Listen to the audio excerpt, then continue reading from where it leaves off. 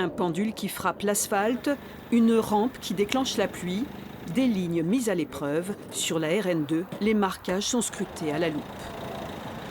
Il y a 4 essais importants à réaliser, donc la visibilité de jour, la visibilité de nuit, l'anti-glissance et la couleur.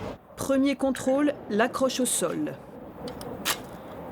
Donc en fait là je vais mesurer l'adhérence du produit qui a été appliqué pour voir si un usager quand il va passer sur la route donc par temps de pluie, voir s'il va glisser. J'ai une aiguille qui monte et qui me donne la mesure. Si ça va plus loin ça veut dire que c'est glissant, si ça retient ça veut dire qu'il y a du grip sur la peinture appliquée. Pas de place pour l'à peu près, ce marquage comme tous les autres doit répondre à des critères stricts. Ici, c'est la visibilité qui est jugée.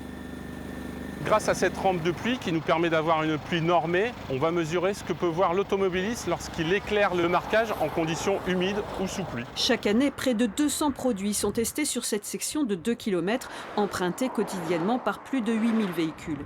Mais pour décrocher la certification NF, la sélection est sévère. Les produits ils sont mesurés à 9, puis à 1 an, puis à 2 ans pour ceux qui sont éligibles, ce qui permet de garantir la performance dans le temps. Voilà, à la fois en fonction du trafic, mais aussi en fonction des cycles climatiques auxquels les produits sont soumis. À l'issue, d'une part, certains produits seront disqualifiés, ils n'obtiendront pas la certification, et chaque produit aura des performances différentes selon les résultats d'essai qu'il aura obtenus.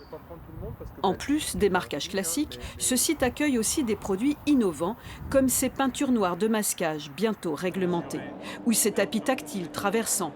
Mais les tests visuels ne suffisent pas. Ces produits-là, en parallèle, ils sont prélevés, ils font l'objet d'analyses chimiques pour que dans le temps, on puisse suivre leur qualité et on vient faire des prélèvements réguliers chez les industriels pour s'assurer que la composition des produits ne dérive pas dans le temps. Sous la pluie ou sous pression, pas de passe-droit et d'ici 1 an, chaque ligne devra encore prouver qu'elle est taillée pour la route.